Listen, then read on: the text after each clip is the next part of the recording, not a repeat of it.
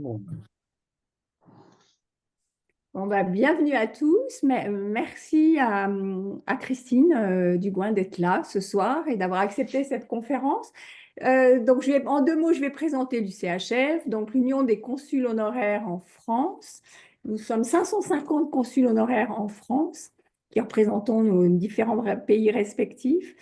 Et l'objectif de l'association, c'est de fédérer l'action des consuls par les mercredis, ces mercredis de l'information, des séminaires in situ. On vient de boucler un séminaire sur le tourisme de mémoire, là, il y a 15 jours à Trouville. On en a un autre en préparation, mais qui n'est pas complètement finalisé, donc je ne vais peut-être pas complètement en parler. Donc, régulièrement, on organise des manifestations. Donc, je ne vais pas voilà, m'étendre plus. Je vais laisser la place à Anne-Marie Goussard, qui va présenter Madame Digouin. Voilà, Anne-Marie, la balle est dans ton camp. Merci Marie-Laure. Alors, on a la chance d'avoir Christine Dugouin-Cléo. Vous la voyez peut-être beaucoup dans les médias en ce moment, c'est normal, parce qu'elle est au cœur de l'actualité. Elle est, pour la version officielle, chercheur à la recherche risque de l'IAE de Paris-Sorbonne, à l'Observatoire de l'intelligence artificielle, toujours du Panthéon-Sorbonne, au centre de recherche de la gendarmerie. Mais elle a deux caractéristiques. D'abord, elle a fait l'IHEDN, ça c'est pour Jean-Luc, Bénédicte et tous ceux que je vois en ligne. Mais ce qu'il faut savoir, c'était que c'était la meilleure session de tous les temps, on peut le dire. C'était la 67e, c'était la nôtre. Et puis, je rajouterais qu'elle nous a fait le plaisir d'être là, lors de notre séminaire au ministère des Affaires étrangères et pour nous parler, des risques qui étaient les nôtres et je peux te dire, Christine, que ça a amené un paquet d'entre nous à complètement revisiter leur vie, revisiter leurs contacts, revisiter, leurs expériences, se poser plein de questions, sur la façon dont ils pouvaient ou non, être l'objet, d'un certain nombre d'actions, d'influence. Donc, on est impatient de t'entendre. Donc, tu as une demi-heure, à peu près pour nous parler notamment de ton dernier livre, hein, que j'ai entre les mains, donc «La géopolitique de l'ingérence russe». On a donné comme telle des informations et tous ceux qui le souhaitent pourront poser, leurs questions soit dans le chat, soit en levant, la main et le débat sera, géré, par Bertrand et moi. Christine, c'est à toi, merci. Ben, merci déjà de votre invitation. Merci de m'avoir proposé de venir parler sur ce sujet-là. Alors, il y a beaucoup de choses à dire dans très peu de temps. Donc, je m'excuse pas à avance parce que je risque peut-être de couper un petit peu dans les virages. Et pour tout vous dire, c'est intéressant parce que je suis aujourd'hui à Bruxelles et on était sur une réunion au Parlement sur les risques d'ingérence dans les élections, dans les processus électoraux de manière générale. Donc, on reste un petit peu dans ce cœur d'actualité. Alors, peut-être, euh, tu l'as dit gentiment, donc ça fait non seulement cette merveilleuse session de l'IHEDN, ça fait maintenant quelques années, un peu plus d'une décennie que mes travaux sont centrés sur tout ce qui va être opération informationnelle. Alors, on a eu plusieurs noms qui sont passés, guerre hybride, informational warfare, etc., en fonction de qui parler, avec des débats d'experts à chaque fois. Et en me centrant sur l'Europe orientale, principalement l'Europe et la Russie. Ce qui fait que, bah, évidemment, depuis février 2022, j'ai un agenda assez intéressant. Et j'apprécierais d'ailleurs qu'un certain Vladimir Vladimirovitch me demande un petit peu mes disponibilités, me laisse partir en vacances avant de nous faire un nouveau truc un peu intéressant. L'objet de ce livre qui est sorti en mars, c'était de faire un peu un point sur les évolutions que l'on avait pu observer dans la façon dont la Russie concevait son ingérence, son influence, et dans la façon dont elle l'avait déployée depuis 2022. Parce que si c'est une vieille histoire, l'influence, alors on pourrait remonter quasiment au calendrier grec, mais on a dit qu'on avait une demi-heure, donc je ne vais pas vous imposer ça ce soir. Mais ce que l'on peut voir, c'est qu'on avait un savoir-faire très fort sur la période déjà de l'Union soviétique, hein, avec des noms qui sont passés à la postérité, comme le KGB, des opérations qui sont passées à la postérité. On peut penser par exemple à une qui est assez connue, qui était qualifiée infection, modèle du genre, qui visait les origines du VIH, hein, du sida, en montant toute une opération. Et il ne vous aura pas échappé quand je vous dis qu'elle s'appelait infection, que quand l'épidémie Covid a émergé et que la Chine a poussé elle-même des opérations informationnelles, et ben, certains chercheurs l'ont appelé infection 2.0 parce qu'on avait des parallèles, des points de similitude qui étaient extrêmement forts. Ce qui veut dire qu'il y a une capacité à faire école. Et j'y reviendrai là-dessus, c'est-à-dire que ce qui est déployé peut être ensuite réutilisé et appris par d'autres acteurs étatiques, dans le cas de la Chine, et parfois non étatiques. Donc, pour revenir un petit peu sur le fil, euh, deux points qui me semblent intéressants, c'est ce qu'on appelle la maskirovka, donc l'art de la déception, non pas l'idée de rendre les gens dépressifs, mais de la tromperie militaire qui naît au milieu des années 30, qui est structurée vraiment dans les années 40, et qui déjà présente une structure en 3 dimensions. Vous allez penser sur l'art opératif, sur la façon de penser. Vous allez avoir des actions sur le terrain, sur les élites, etc., qui est un petit peu une conceptualisation de ce qui avait pu se faire, hein, préalablement, qui a redonné d'autres travaux, notamment sur ce qu'on appelle le contrôle réflexif, le but étant de pousser un individu, au cas particulier, on parlait des élites militaires, mais ça c'est bien évidemment, comme vous le voyez, décliné, à prendre une décision sans qu'il se rende réellement compte qu'il était un peu, voire complètement manipulé. Donc tout ça, si vous voulez, nous fait arriver, et je vais un peu vite, en 2014, donc fin 2013, on a le refus de signer les accords à Vilnius par Yanukovych, à l'époque président ukrainien. S'ensuit la révolution du Maïdan, que les Ukrainiens appellent la révolution de la dignité, qui s'enflamme quand ce président fait tirer dans la foule avec ce qu'on a pu appeler un jeudi noir. Il va finir par fuir en Russie, qui l'accueille assez aimablement. Et vous avez des mouvements de protestation. Une guerre éclate dans l'Est de l'Ukraine, qui ne porte pas son nom au début. On vous parlera de séparatistes. La Russie nie toute implication et tout soutien, en tout cas tout soutien militaire ou logistique. L'histoire nous racontera que non. Quand on trouve des hommes sur le terrain, on nous explique qu'ils étaient en permission, qu'ils ne sont pas très bons en topographie et puis qu'ils ont raté la frontière. Enfin bon, tout ça, dans le bois, c'est pas facile à trouver. Ce genre de choses-là. Mais au-delà de ça, ce qui est intéressant, c'est qu'on voit une grande poussée d'opérations informationnelles qui va se déployer, alors, sur le territoire ukrainien, mais pas que, qui va aussi viser les Occidentaux et les Européens. Et cette période qui va suivre 2014 est souvent considérée comme étant un laboratoire à ciel ouvert des opérations informationnelles russes. Pourquoi? Vous avez une opportunité, vous avez un partage culturel, vous avez une langue qui est commune pour une grosse partie de la population. L'Ukraine est un pays qui était traditionnellement bilingual entre le russe et l'ukrainien. Et puis parfois un Ukrainien métissé de russe ou un russe métissé d'ukrainien, en fonction d'où est-ce que vous mettez le curseur, qui est parlé et qui se connaît.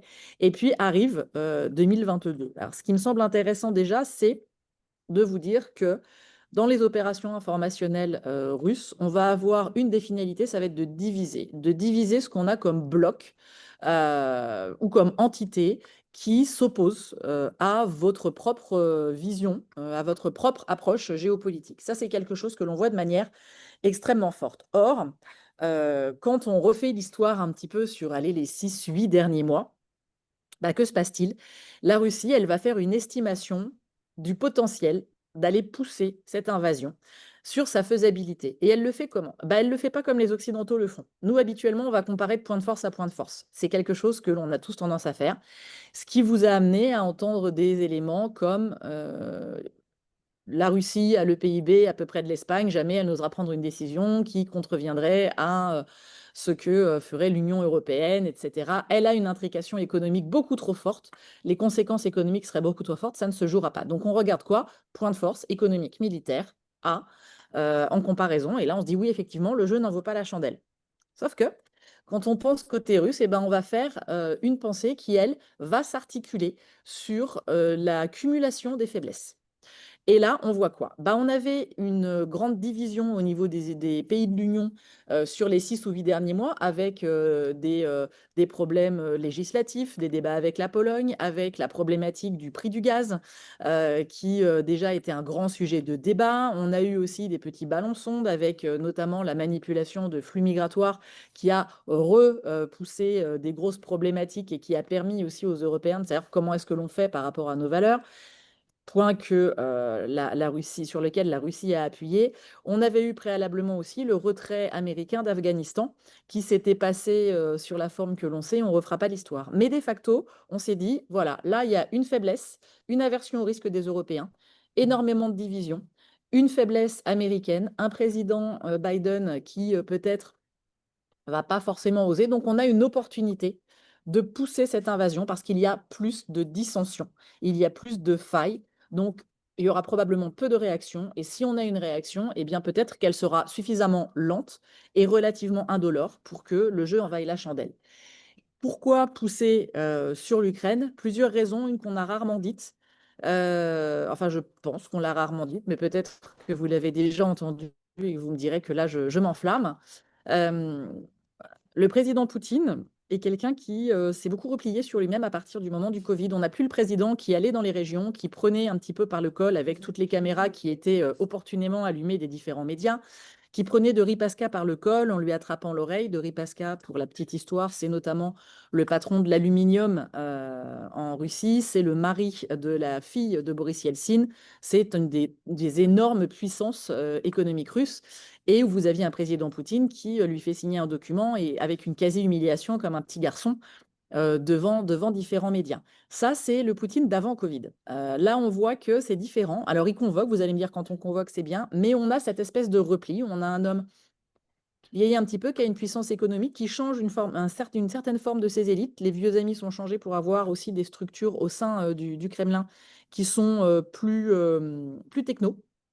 Et il y a la question de se dire quoi après. Et si je veux rester intouchable et que mon empire, notamment économique, ne soit pas quand je serai et le grand âge sera venu, eh ben, il faut devenir une légende. Plus un apport complètement irrationnel, affectif avec l'Ukraine et cette espèce d'approche des frontières épaisses qui est de se dire on met un espèce de glacis extrêmement épais entre l'Union européenne que l'on estime être un danger. euh, Au-delà de tout ce que l'on va vous expliquer sur le risque d'encerclement et autres narratifs que l'on entend depuis plus de 10 ans, j'y reviendrai, vous avez un enjeu de valeur. Pourquoi? Parce que la Russie, après l'effondrement de l'URSS, a dû retrouver d'autres éléments pour faire tenir un pays qui est absolument immense, qui est multiethnique, qui a eu une approche colonialiste, même si c'est quelque chose qu'elle nie complètement. Bah, on n'a plus le communisme pour faire tenir. Donc, on va faire remonter des éléments, l'orthodoxie qui marche pas forcément pour toutes les strates, ce qu'est un slave, ce qu'est la langue russe, et on va jouer de la forteresse assiégée. Alors, vous allez avoir le rasianisme aussi, qui fait un petit revival à partir des années 90. Goumaïev redevient une icône après avoir été interdit de citer pendant la période soviétique. Et c'est ce que vous allez observer d'un point de vue informationnel. Pendant la période Poutine, vous avez les 10 premières années où on met une cloche informationnelle sur sa propre population. Et 10 premières années, on a un espèce de pacte social qui vous dit, vous occupez pas tellement de politique et moi, j'arrange la situation, notamment la situation économique globale et individuelle. De facto, c'est ce qui a quand même été réalisé de manière perfectible, avec un niveau de corruption endémique, certes, mais on a eu cette amélioration-là. Et puis, dans la deuxième décennie, vous avez un pivot commence à arriver cette idée de la forteresse assiégée qui nécessite donc un pouvoir extrêmement fort qui va à peu près tout maîtriser. Et ça, c'est ce que vous allez avoir. Et vous avez avec ça le retour de cette idée des frontières épaisses, c'est-à-dire que vous vous éloignez de ce qui est un danger. Et puis, j'ai parlé de l'eurasianisme. J'ai parlé d'un modèle de société et j'ai parlé de cette première période dans la bulle informationnelle qui est j'améliore votre situation contre une forme d'apathie politique, ou en tout cas un intérêt modéré, dirons-nous. Ce que l'on voit là, c'est que la Russie vous offre un modèle et elle va s'appuyer sur l'eurasianisme en vous disant, alors l'eurasianisme est un grand marché dans lequel vous pouvez trouver beaucoup de choses. Nous, on connaît principalement Dugin, qui a défrayé la chronique et dont la fille est morte dans une attaque à la voiture piégée. Mais Dugin, c'est une branche assez particulière qui, si vous avez l'envie de vous intéresser à ses écritures et notamment à la revue sur laquelle il appuyait son mouvement, vous avez quelqu'un qui est occultiste, qui est arianiste, qui est complètement messianique et qui va jusqu'à de l'occultisme. On est jusque-là, à plus l'approche impérialisme que l'on connaît, impérialiste que l'on connaît. Vous avez d'autres courants qui vous expliquent que finalement, le seul endroit, le seul moyen où vous pouvez vivre euh, comme il convient, en tout cas dans une forme de paix, en faisant un mélange entre l'Europe et l'Asie, d'où l'eurasianisme, eh bien, c'est sur le modèle que propose la Russie, avec ce retour des valeurs qui permettra de réatteindre une forme de grandeur. Donc, dans les valeurs, vous allez mettre les valeurs traditionnelles, d'où le retour de l'orthodoxie, etc., etc. Donc, vous vendez aussi un modèle de société. Quand l'Ukraine s'oppose et qu'elle choisit l'Europe, elle fait quoi? Elle explique que le modèle de société qu'on vous vend comme étant le meilleur, ben, ce n'est pas le cas et qu'on préfère mourir. Et ça, c'est extrêmement gênant. Et ça, c'est quelque chose qui est idéologiquement perturbant, puisque on est dans non, nous sommes un modèle de société qui est celui qui doit être adopté versus une Europe décadente, voire d'herbivore. Les termes ne sont pas de moi, je ne fais que les emprunter, mais vous les avez très certainement entendus depuis 2007 et même avant, mais avec une montée crescendo et progressive. Pas forcément toujours par le président Poutine, mais aussi par son premier cercle. On peut avoir aussi un jeu de balles et un jeu de rebond comme ça.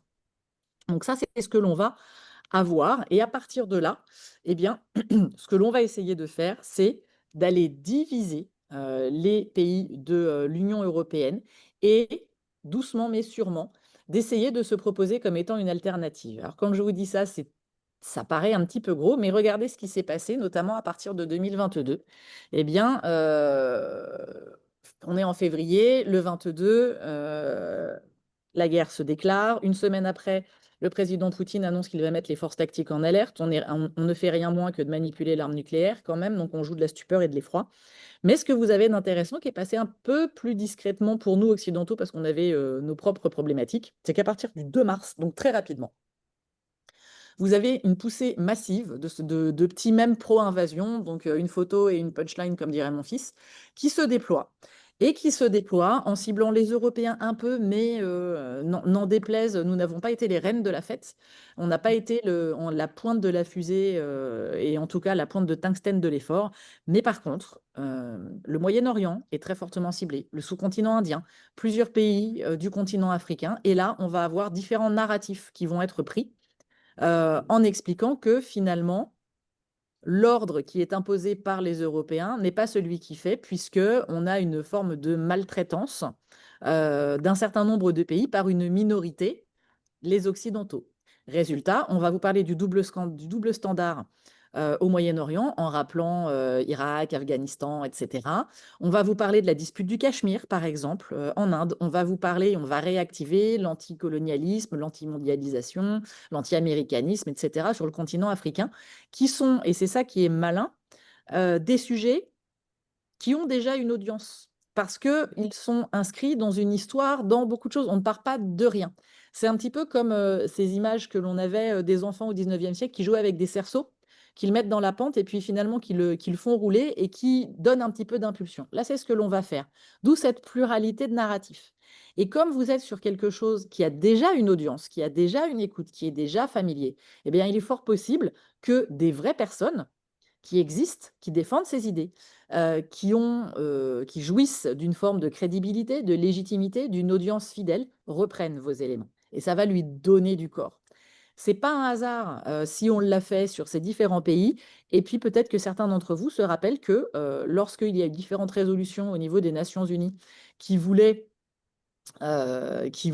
condamner l'invasion massive de l'Ukraine, et il y en a eu plusieurs, eh bien la Russie, à un moment, va demander quoi? Un vote à bulletin secret, en espérant très clairement que tout le travail de division qui a pu être fait porterait ses fruits sur un scrutin, pour peu que ceux qui pourraient mettre le bulletin espéré ne craignent pas de représailles de la part des Occidentaux, alors représailles qui pourraient être économiques, manque de contrat, etc. Ce n'est pas ce qui s'est passé dans la réalité des faits, mais néanmoins, c'est ce que l'on a pu voir être mis en place. Et ça, vous allez le retrouver dans bien des cas. Vous l'avez retrouvé en France avec, par exemple, les étoiles de David. On se sert de quoi? D'un événement qui arrive vraiment, l'attaque du 7 octobre. Ça arrive réellement. De tensions qui montent sur le territoire national. Ça arrive réellement. Et là, vous allez jouer de cet élément-là pour le faire grossir, pour aller rediviser, pour aller recréer des tensions.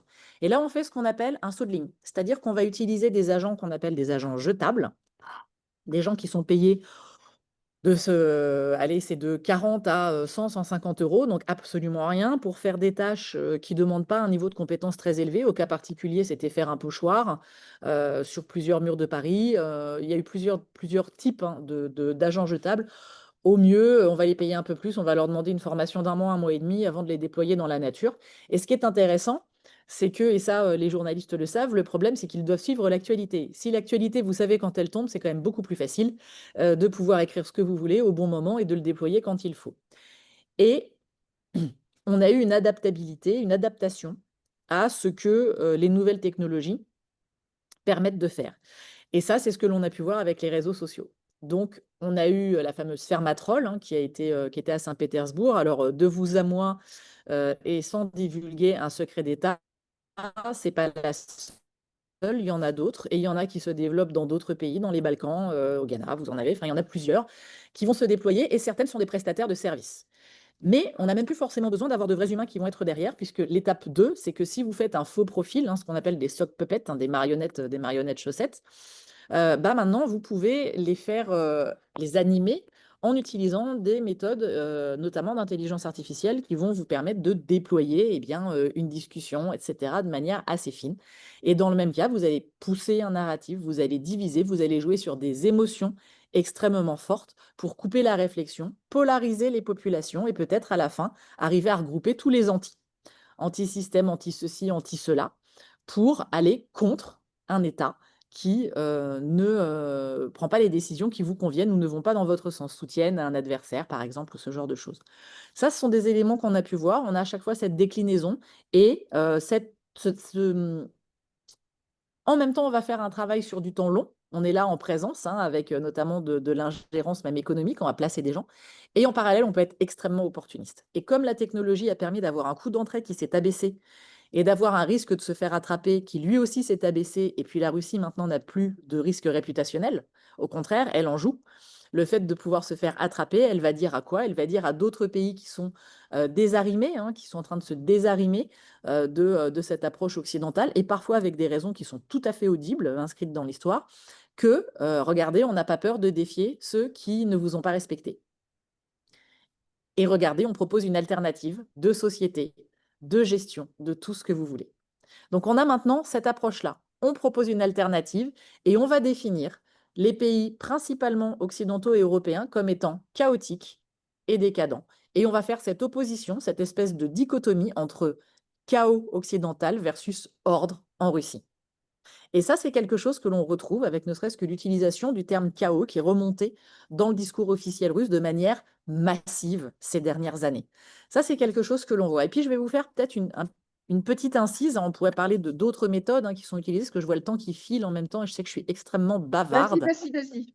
Euh, on a d'autres méthodes qui ont pu être utilisées pour viser des publics très jeunes. Et là, on investit sur le temps long, notamment en travaillant avec des jeux vidéo. Alors, sur le continent africain, dans une certaine mesure, où on va utiliser ces jeux pour faire de l'historiographie. On va copier des jeux de stratégie dans lesquels vous pouvez rejouer un des pays, par exemple, à un moment donné de la Seconde Guerre mondiale. Sauf que dans ce jeu-là, effectivement, si vous voulez changer ce qu'a été l'histoire, vous pouvez. Mais au moment où vous prenez le jeu, le contexte qui est dépeint est celui qui est reconnu par des travaux sérieux en histoire. Là, la version que vous avez sur le continent africain, on vous explique que les pays de la bande du Sahel, au premier chef desquels le Mali, le Niger et le Burkina, par tout hasard étant pas du tout fortuit, se libèrent à l'heure actuelle de la colonisation française. Et vous allez avoir un acteur qui s'appelle African Corps, préalablement connu sous le nom de Wagner, et puis maintenant aussi connu sous Wagner Legends pour des questions de marketing, qui est représenté dans le jeu comme étant un acteur et un soutien tout à fait normal et tout à fait légitime. Donc on a, si vous voulez, cette espèce d'historiographie pour rechanger des choses. Historiographie qu'on va retrouver dans des films touristes, par exemple, en Afrique, ou Granit en Afrique, qui vont vous présenter des mercenaires comme venant libérer les peuples, étant respectueux des individus, etc., et pas du tout là pour faire de l'argent, et se payant en faisant notamment du détournement de ce qu'on appelle des produits à haute valeur ajoutée, pétrole, gaz, or, bois précieux, diamants, etc., qu'on va faire sortir du territoire. Absolument pas. Plus récemment, un autre qui s'appelle The Witness, hein, qui a été présenté d'ailleurs en Italie, alors qu'a fait un relatif bide, vous me direz, mais quand même, où vous avez un Européen qui se retrouve en Ukraine dans le Maïdan, qui serait témoin du génocide mené par Kiev sur la population et qui déciderait de le faire savoir et à quel point tous les Occidentaux lui veulent du mal. Ça, c'est la dernière super production, qui n'a pas eu forcément d'écho, mais il y a quand même ce travail-là que l'on va voir. Et quand je vous parlais de jeux vidéo, sur le territoire national, puisque un des enjeux, je vous ai parlé de cette bulle informationnelle, c'est aussi de renforcer l'emprise et de renforcer le poids que l'on va avoir sur sa propre population, eh bien, on va travailler avec des jeux comme Minecraft ou Roblox, où les joueurs sont majoritairement entre 9 et 13-15 ans. Donc, quand vous allez sur ces jeux-là, où vous allez réécrire, vous allez recréer des batailles comme Soledar, notamment Mariupol, Bakhmut, mais en réécrivant l'histoire, et bien là, vous faites un investissement, on est bien d'accord, qui n'est pas pour tout de suite. Vous travaillez sur du 10 ans, à peu près sur du 10 ans ou sur 15 ans, sur de futurs adultes qui sont pour l'instant encore des enfants. Et puis, il y a quelque chose que l'on voit maintenant se mettre en place beaucoup, ce sont des faux observateurs d'élections et des fausses structures d'élections.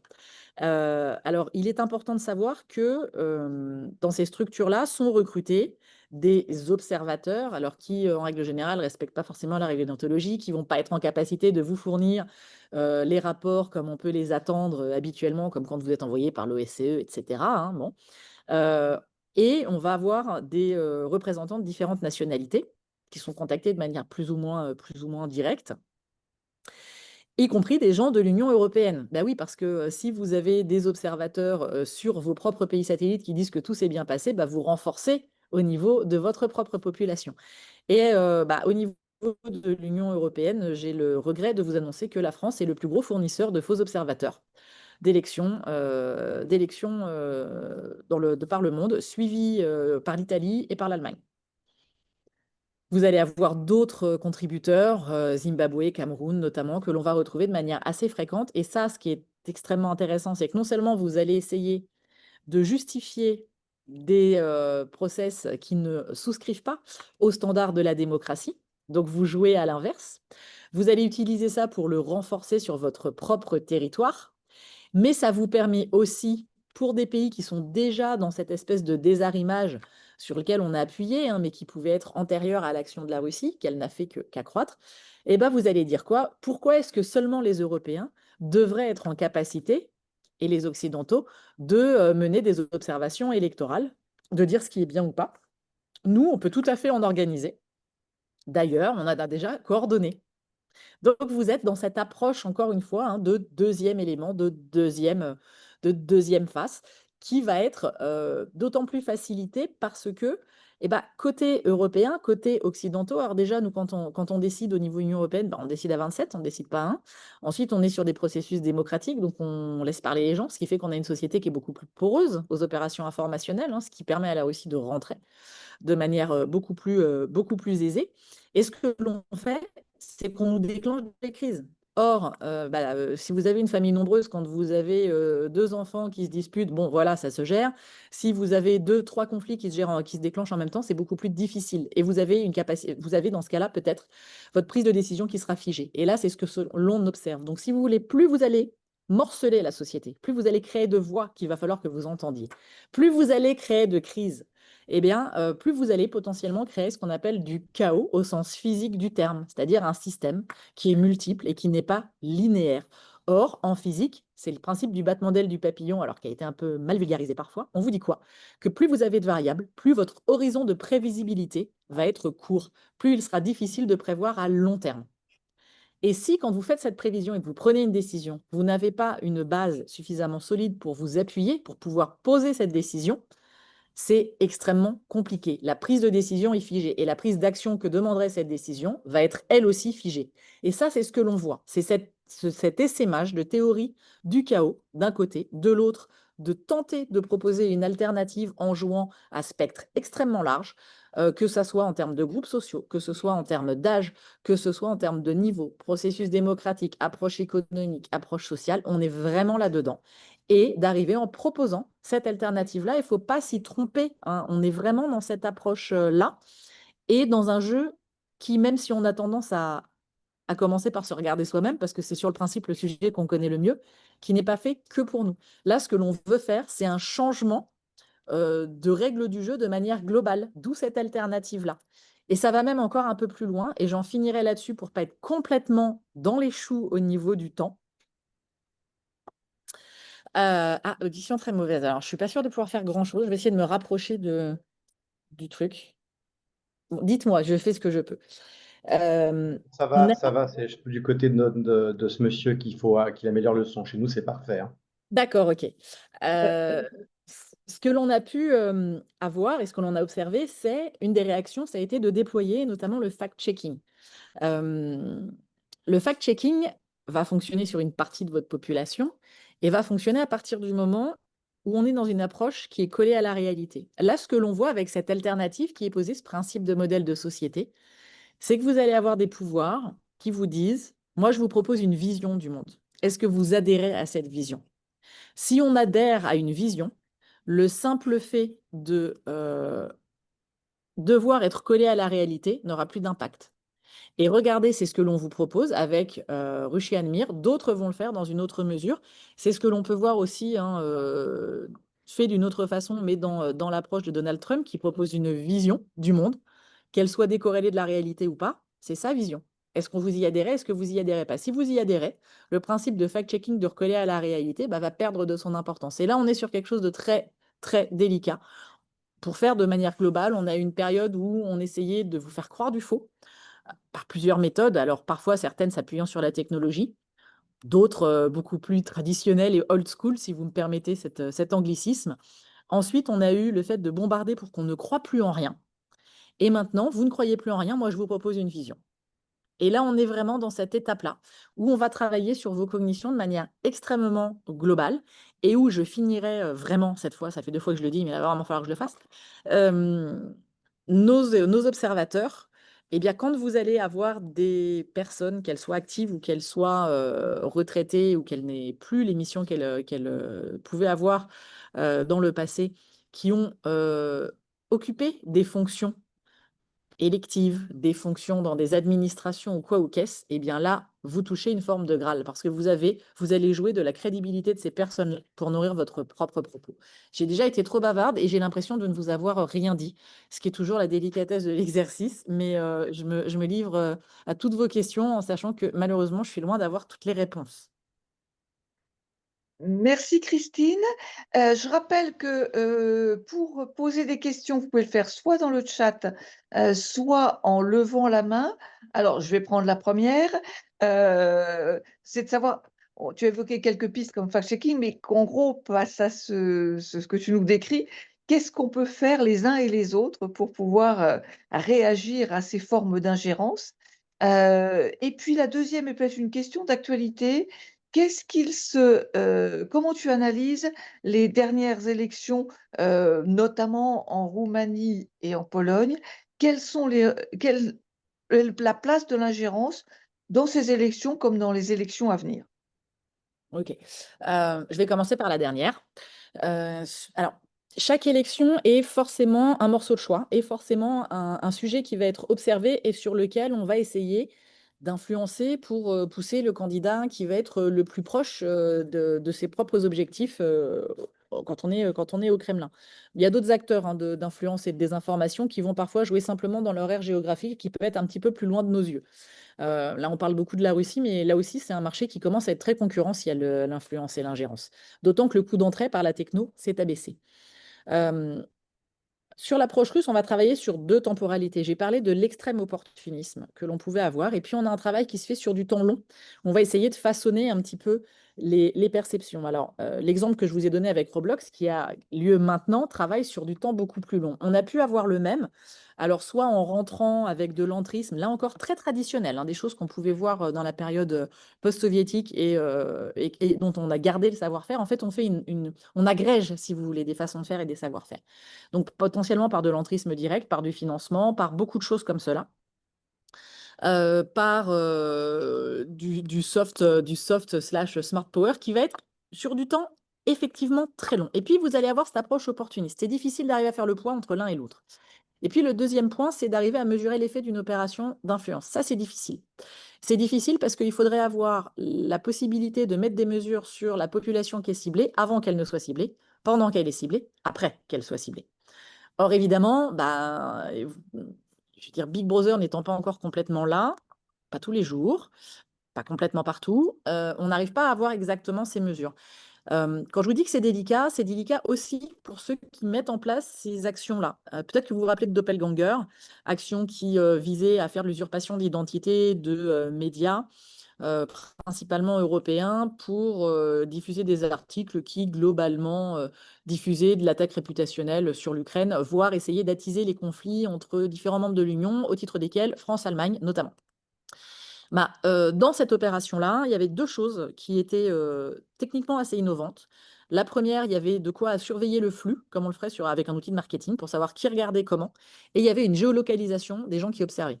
C'est-à-dire que, par exemple, les titres allemands ne peuvent être consultés que depuis une adresse qui bornait en Allemagne, et cetera. Le but, c'est de savoir qui a regardé quoi, quand, et est-ce qu'on a un effet sur le territoire, pour essayer d'en mesurer l'effet. C'est que c'est pas simple pour personne, y compris pour ceux qui le déploient, parce que la matière humaine est une matière relativement molle. On a pu avoir de manière réactive des éléments qui ont montré des approches d'ingérence dans différentes élections, depuis le Brexit notamment. On en a eu d'autres qui ont pu être faites, certaines qui vont utiliser les réseaux sociaux qui ne sont que des plateformes et pas des éditeurs et qui, à ce titre-là, ne respectent pas la période de réserve avant les élections. Par exemple, vous avez eu des deepfakes qui faisaient tenir à des candidats en Slovénie, des propos comme quoi il allait truquer les élections. C'était un deepfake audio qui est arrivé la veille des élections pendant la période de réserve. Le candidat a perdu. Peut-être qu'il aurait perdu de toute façon. On ne le sait pas. C'est ça l'effet. Donc ça, on a ce travail-là qui va se faire avec une connaissance du fonctionnement des algorithmes qui peuvent être mis à profit.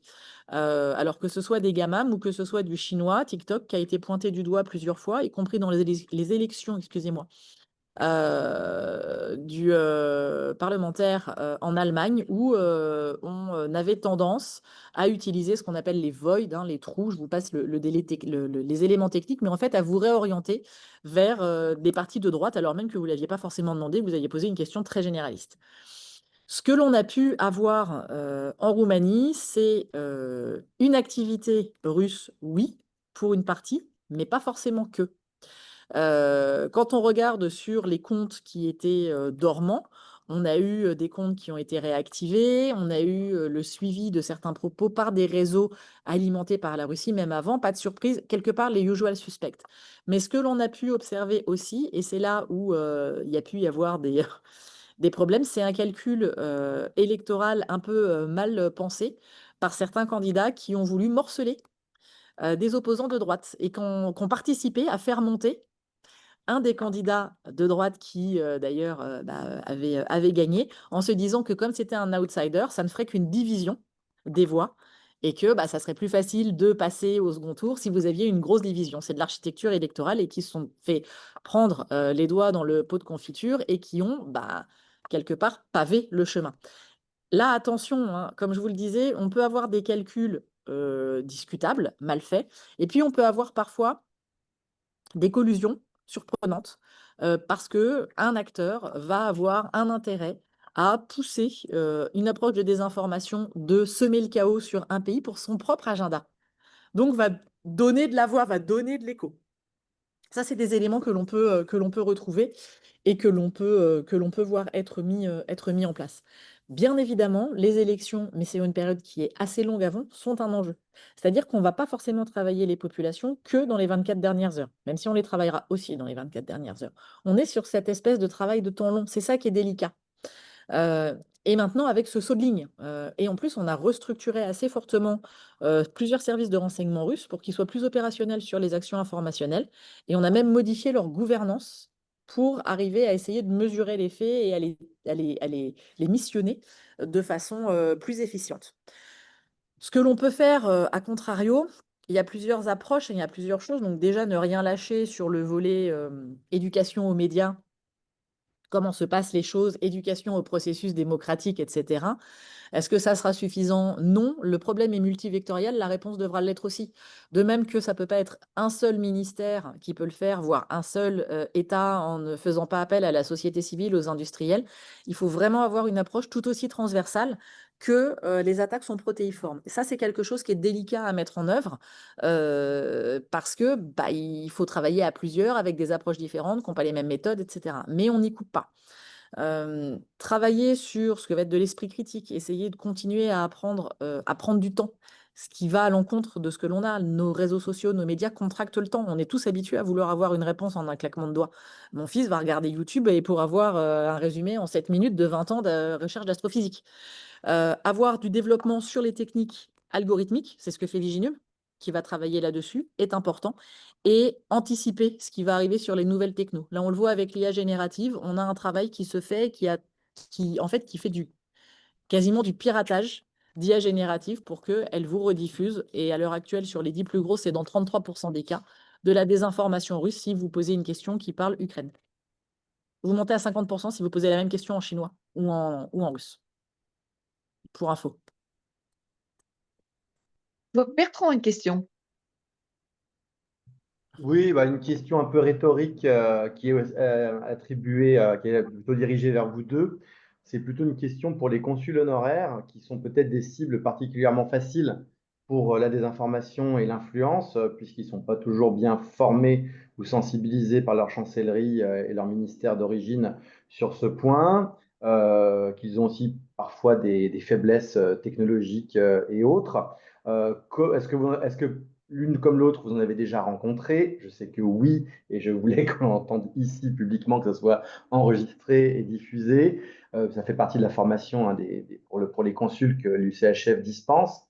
Comment en fait prévenir justement la désinformation? Quels sont les signes faibles et forts qui peuvent indiquer qu'on commence à être victime d'influences étrangères et d'ingérence? Je laisse commencer Christine et puis je prendrai des exemples concrets.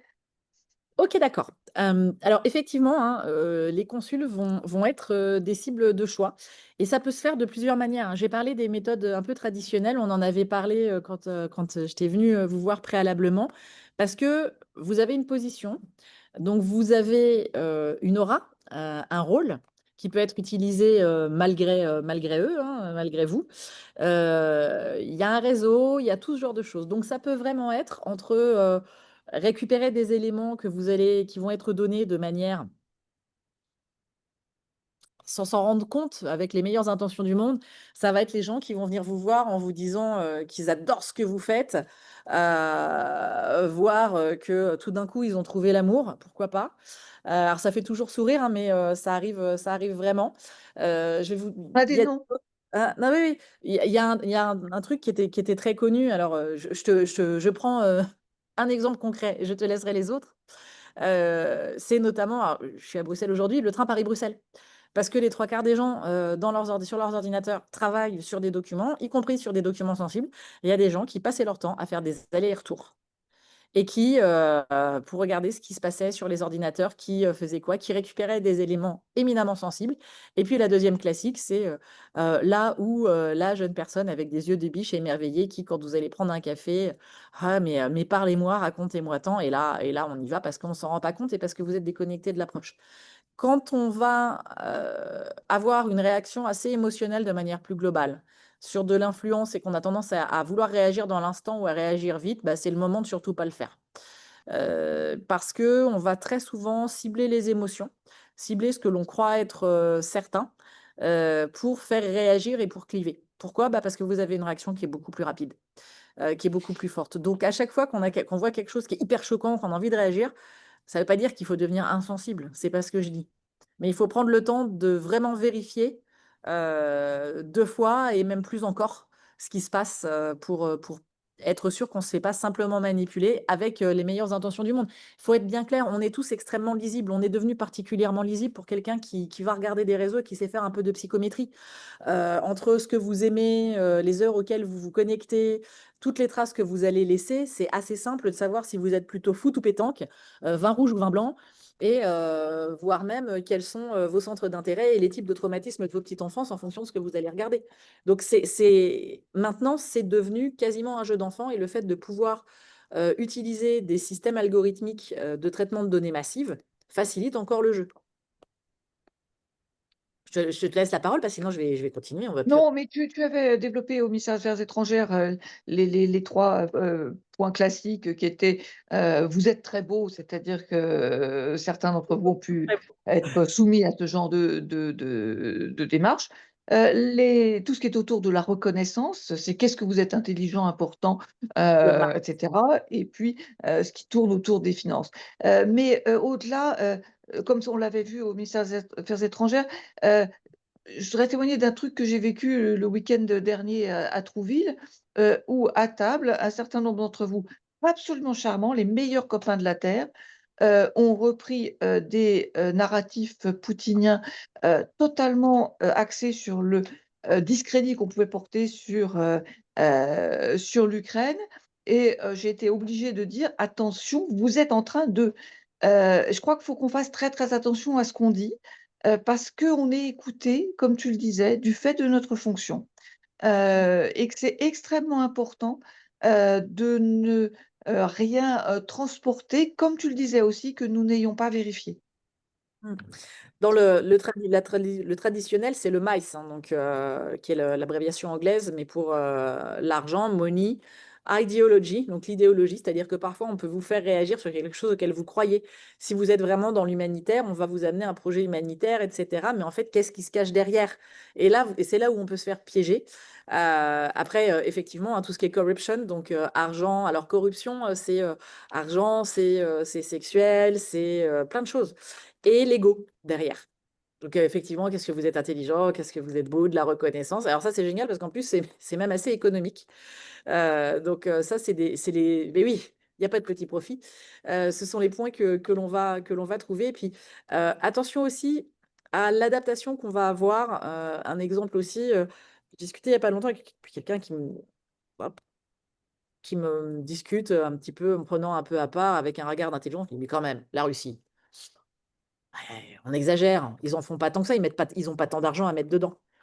Alors, pour les montants officiels, on est à 1,8 milliard, enfin 6 monté à 9 de roubles. Ça fait quand même de l'argent, et ça, c'est pour le déclarer. C'est pas pour toutes les petites sociétés qu'on va avoir autour, type SAP, IDI, et cetera, et c'est sans compter sur tout ce qu'on va appeler les proxys, les intermédiaires, dont Prigogine, feu Prigogine, faisait partie, qui, notamment dans le financement de sa SMP, quand il se déplace pas qu'avec des mercenaires, il se déplace avec une structure d'architecture électorale pour assurer que vous aurez à peu près le score que vous avez décidé 3 mois avant le scrutin. En reprenant d'ailleurs des gens qui se sont retrouvés fort sans emploi et fort désœuvrés à la chute de l'IRSS, hein, et une structure informationnelle. Et derrière, bah, ces structures-là, elles se servent directement sur les pays, elles vont faire de la captation financière, et une partie participe à la constellation informationnelle. Donc ça fait, mine de rien, de l'argent, et ça, c'est l'effet rebond du «Ah bah oui, mais le pouvoir économique russe, c'est pas énorme. Ah bah donc on nous ment, ils n'ont pas d'argent pour faire de l'influence». Bah alors si, parce que déjà, le salaire moyen, c'est pas le même, que deuxièmement, ils en déploient quand même, et qu'il y a tout ce qui est en économie grise. Donc on peut vraiment avoir cette captation-là, mais ça force à creuser, quoi, à prendre le temps de creuser. Et c'est ça qui est compliqué, c'est de prendre le temps. Alors, je ne vois pas de doigt levé, ce qui m'étonne. Heu, j'en profite pour, vous laisser le temps en posant, une nouvelle question. Tu évoquais tout ce qui est autour de la valorisation de l'orthodoxie, des valeurs, et cetera. C'est un sujet qui est quand même assez amusant quand on regarde, la Russie de Poutine. Est-ce que tu peux, toi, nous en dire plus? Parce que Alors, oui, bah, l'orthodoxie, c'est assez amusant parce que nous, enfin, ce qui nous est vendu, c'est souvent une Russie hyper orthodoxe. En fait, on a revendu des valeurs assez traditionnelles, etc., avec l'orthodoxie en tête, avec le patriarche Kirill qui va bénir, etc. Ça touche qu'une partie de la population, Rolex. pas énorme en réalité. Oui, on va avoir une foi, etc. Est-ce qu'ils sont complètement dupes du truc? Pas forcément, mais ça permet de donner, si vous voulez, une ligne. Les valeurs traditionnelles, sachant que à l'heure actuelle, sous les dernières mandatures du président Poutine, hein, on a notamment allégé les peines pour violences domestiques. Donc bon, valeur traditionnelle, je ne sais pas si on le compte comme une valeur traditionnelle ou pas, ça se discute. Mais ça va avec un projet qui était d'essayer d'endiguer la chute démographique de la Russie. Ça a été un des gros projets de Vladimir Poutine sur sa première mandature, à grand renfort d'aide, de soutien, etc. Il avait réussi à infléchir ce problème démographique, à l'améliorer un peu. Je ne vous cache pas que là, le nombre de pertes en Ukraine qui sont quand même majoritairement des hommes sur lesquels on compterait pour faire un réarmement démographique, pour reprendre une expression bien connue. Donc c'est même pas qu'on a perdu les gains, c'est qu'on est même reparti en arrière. Mais on a, si vous voulez, tout ce retour-là. Mais ce qui est important de comprendre, c'est qu'au-delà de ça, on a un système qui fonctionne sur une structure extrêmement pyramidale. Le pouvoir russe s'appuie sur 3 piliers majeurs. Un qui va être les administrations dans les différents oblasts, hein, les gouverneurs, les oligarques d'un côté et le pouvoir militaire de l'autre. Avec une glorification que vous allez avoir, la glorification de l'État. Vous avez vu les défilés du 9 mai, c'est toujours une grande fête. On va même redéguiser les enfants et les poussettes en chars d'assaut, etc. Mais on va quand même essayer d'éviter qu'ils aillent à la conscription. On a toujours ce côté un peu ambivalent que vous allez avoir sur l'approche russe, mais on a cette espèce de glorification de l'État. C'est le truc qui va permettre de tenir. Mais au-delà de ça, quand vous regardez, si vous voulez, ces piliers-là, c'est intéressant sur les oligarques, parce qu'on pense toujours que l'oligarque est un homme d'affaires qui centralise énormément de fonds et de moyens, et qui dès lors a une influence sur le pouvoir politique. C'est vrai pour la première partie, sauf qu'en fait, il garde sa puissance économique tant qu'il est inféodé au pouvoir politique, et pas l'inverse. Donc, il n'y a pas de risque que les oligarques fassent fléchir Poutine, sauf s'ils ont un intérêt supérieur ailleurs assuré. Ceux qui sont contentés, en règle générale, on les retrouve quand même joyeusement exilés. Ou morts, d'ailleurs. Oui, les fenêtres. Oui, oui, les fenêtres. Prigogine lui-même dû ouvrir la fenêtre de l'avion, on ne sait pas. Une petite nausée, sans doute. Donc, on a, si vous voulez, ces piliers-là. Et on fonctionne sur un système. Alors, certains vous parleront d'un système mafieux, d'autres d'un système carcéral, où vous êtes extrêmement pyramidal, où vous allez avoir dominant, dominé, humilié. Et vous fonctionnez sur cette approche-là, avec la tradition soviétique, de l'héritage soviétique, qui fait que vous ne saviez pas à qui vous parliez, et là c'est encore le cas, hein, toute démonstration de non-alignement avec le pouvoir vous fait encourir un risque individuel. Donc on n'est pas forcément obligé de le faire. Donc on essaye d'avoir cette espèce d'approche-là. Mais comme on a mis une espèce de grosse bulle informationnelle et que de l'autre côté, on vous oppose quoi? Une décadence occidentale en vous remontant tout ce qui va être LGBTQ+, etc., en grossissant cette approche-là, en vous expliquant que on est pour faire le changement de sexe des enfants sans même demander l'avis des parents avant 10 ans.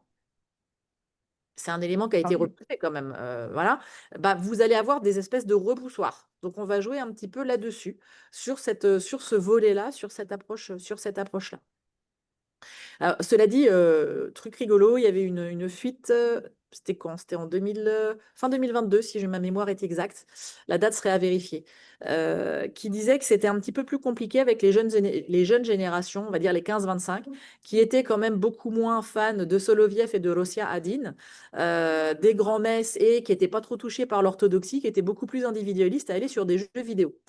Et qu'on avait un peu du mal à les toucher. Et écoutez, fun fact, il y a 2 semaines maintenant, je crois, il y a une compète de e-sport, donc de sport électronique qui s'est jouée à Moscou, ou dans lequel vous rejouiez Mariupol avec arrivé par les souterrains de Mariupol en reprenant le morceau d'un jeu qui s'appelle Zov 22. Donc voilà, même là-dessus, on est passé sur autre chose, quoi. On a pris conséquence et on s'est adapté. Voilà un peu sur des éléments qu'on peut essayer de donner. Alors, Je vois que Jean-Luc Dragon, alors il y a une infiltration IHEDN, donc Jean-Luc Dragon, vas-y Jean-Luc. Oui, merci beaucoup. Déjà, c'est très intéressant. Alors, moi, j'ai eu l'occasion de travailler sur Bruxelles également. Et c'est vrai que dans le Thalys, on voit beaucoup de choses. Mais à la fois, on peut voir des choses qui sont vraies et des choses qui sont des désinformations. Des gens qui volontairement vont en fait montrer des choses qui finalement s'avèrent peut-être pas vraiment justes. Et pour ajouter au Thalys, mais c'est vrai partout maintenant. J'étais à la gare de l'Est en train d'attendre un train la semaine dernière en venant de l'IHEDN, justement. Et même dans les couloirs, dans les salles d'attente, partout maintenant, on s'aperçoit que ce problème-là existe. bien sûr, j'ai pris un exemple là. Après, on pourrait aller aussi sur les bornes Wi-Fi, hein. On va sur, enfin, c'est pas compliqué de mettre un principe, ce qu'on appelle le man in the middle. Ça fait des choses qui sont tout à fait faisables. Je vous ai pris un exemple parmi d'autres, et là où il y a renseignement et quand on va vouloir faire de l'influence, on peut aussi jouer sur de l'intoxication. Les deux peuvent se faire, hein. Après, il y a plein de choses qui ont été faites. Il y a eu aussi des rachats des cartes, des, des flottes d'ordinateurs qui étaient mis à la casse, où vous rachetiez par container complet. Et puis, bah, pour peu que ce n'ait pas été formaté de 10 à 20 fois, on arrive toujours à retrouver des traces, même si c'est infinitésimal, même s'il y a, allez, je ne sais pas moi, 10% du container que vous rachetez qui fait, bah, à la limite, pourquoi pas. Ça s'est fait, ça a été une approche chinoise beaucoup qu'on a pu voir, y compris sur le territoire français. Donc, pour dire qu'on a aussi ce genre de choses. Alors, quand on parle ordinateur, un téléphone, maintenant, c'est un ordinateur plus petit, pour répondre à ce que je viens de voir popper dans le chat. Mais oui, on va le retrouver. C'est de ne pas partir avec un ordinateur quand on n'a pas besoin d'avoir tous ces dossiers sur des endroits qui sont compliqués, et se dire que bah, même dans le train, il n'y a pas de honte à avoir un doudou qu'on appelle un ordinateur et qu'on emmène aux toilettes avec soi, quoi. Ça peut être jusqu'à ce genre d'éléments. Sur la résistance, excusez, parce qu'en fait, Vas-y, vas-y. j'ai vu le chat. Alors, Eh ben, tu as raison. du coup, je ne veux pas faire piquer le rôle de qui que ce soit. Euh, Cornelia. sur la résistance française, comme partout, c'est un work in progress, mais alors, on n'est pas forcément les plus mauvais, ce qui est quand même plutôt pas mal.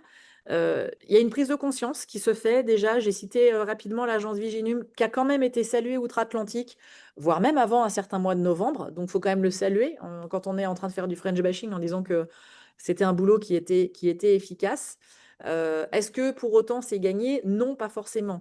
Il y a des choses qui se mettent en place, il y a de la structuration, mais on est sur comment dire, sur des approches belliqueuses très agiles, très évolutives, très volatiles. Donc, ça force de l'autre côté à être aussi très agile et très volatile. Et alors, j'aime bien votre deuxième question, parce qu'elle m'amène à quelque chose qui est intéressant, c'est qu'on est souvent réactif. Et une des problématiques, c'est au-delà de ça, si vous voulez essayer d'avoir un bouclier, si vous voulez essayer que ça passe moins, c'est qu'est-ce qui fait que finalement, on va moins prêter le flanc à ces divisions-là. Et là, c'est la question, alors beaucoup de pays se la posent, l'Ukraine se l'est posée d'autant plus que un des narratifs, c'est un pays qui n'existe pas. Donc c'est un non-problème, c'est un non-pays. Donc pourquoi discuter la paix avec un pays qui n'existe pas? On ne peut pas. Donc on est vraiment dans cette approche-là, donc qui était qu'est-ce que l'Ukraine? Et il y a eu un travail qui a été fait sur la culture, etc. Ce sera l'année de la culture ukrainienne d'ailleurs l'année prochaine en France, donc il y a plein de choses qui vont se dérouler. Mais c'est une question qu'on peut se poser aussi à nous. C'est-à-dire, quelque part, j'aurais tendance à vous dire, qu'est-ce qu'on a à vendre? Alors, ça ne veut pas dire de vendre du rêve, mais qu'est-ce que l'on met? Alors, si on parle de la France, alors on a le pays des Lumières, on a tout ça. Oui, alors le pays des Lumières, bien sûr, mais je crois que ni vous ni moi n'avons récemment croisé Voltaire et Rousseau en allant prendre un café avant d'aller bosser. Donc oui, ça en fait partie, mais c'est peut-être pas la seule chose. On a une société qui a changé, qui est mobile. Donc qu'est-ce que l'on est? Et ça, c'est une vraie question. Et c'est une question qui se pose peut-être même encore plus au niveau européen, qui est la construction d'un ensemble. Ça, c'est quelque chose qui est, à mon avis, un des cœurs du système. C'est là où la Russie, dans son système linéaire, que ça colle ou que ça ne colle pas, elle le fait beaucoup plus. Alors, avec et de la martothérapie et avec de l'imposition et avec des éléments qui sont historiques et qui suivent de long terme, hein, et qui fonctionnent. Mais elle vous dit, voilà, c'est quoi? C'est par les Russes, c'est les valeurs, c'est la grandeur de la Russie, et c'est estimer qu'on est maltraité par le monde entier. Voilà. Vous avez quelque chose qui va adhérer et qui fait que vous avez beaucoup y compris de Russes qui ne sont pas forcément pro-poutiniens, mais il ne faudra pas toucher à la Russie, qui vont se retrouver sur cette approche-là. Qu'est-ce qui fait cohésion, qu'est-ce qui fait nature chez nous? Et ça, pour moi, c'est de la communication stratégique.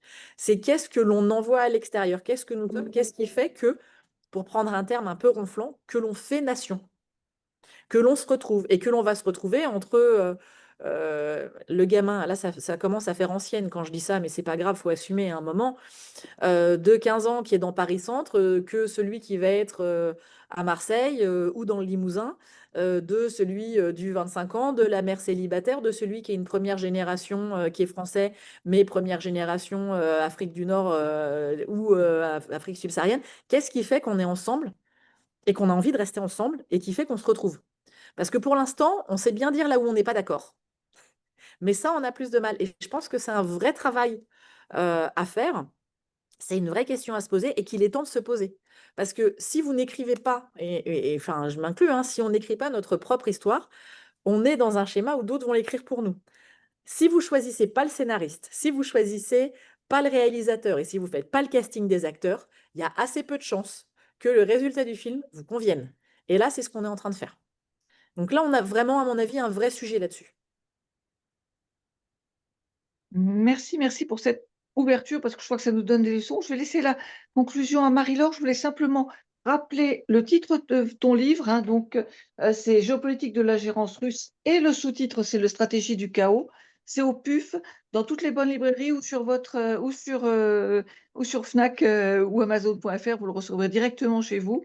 Pour tout te dire, j'en emmène quelques exemplaires en Lituanie parce que la présidence de la République me l'a demandé et j'espère qu'ils t'inviteront pour en parler. Donc, je laisse la parole, la conclusion à Marie-Laure. Merci Anne-Marie, merci beaucoup hein, Christine, merci pour cette présentation vraiment fort intéressante. Enfin, et notamment la conclusion que faire nation, je pense que c'est certainement quelque chose qu'on a un peu oublié, enfin qu'on ne pratique pas vraiment en France. Et merci pour votre contribution, c'était très éclairant. Je vous dis à très vite. Merci d'avoir été aussi nombreux. Nous nous retrouverons le mois prochain hein, pour une date qui n'est pas encore, que je n'ai pas en tête en tout cas. Je ne sais pas si tu l'as, Bertrand, tu l'as en tête. Moi, je ne l'ai pas, mais à peu près On une n'a fois pas par encore, non, on n'a pas encore fixé. On espère, on a des choses dans les tuyaux. D'ailleurs, on ne va pas le dire pour ne pas nous porter la poisse. Mais on avait encore des très belles, très belles visioconférences qui sont en cours de finalisation pour le mois de juillet et le mois de on a septembre. septembre aussi. On a Du septembre. mois Et de on peut dire septembre, vous qu'en la septembre, connaissez. voilà, en septembre, on aura quand même Xavier Bertolotti, qui est le secrétaire général adjoint du ministère des Affaires étrangères et de l'Europe et qui sera des nôtres. 24 septembre, vous notez tous. Très réservé cette date. Bonne soirée à tous. Merci beaucoup. Bonne soirée. Et Merci encore pour votre écoute. Merci. Merci beaucoup. Merci.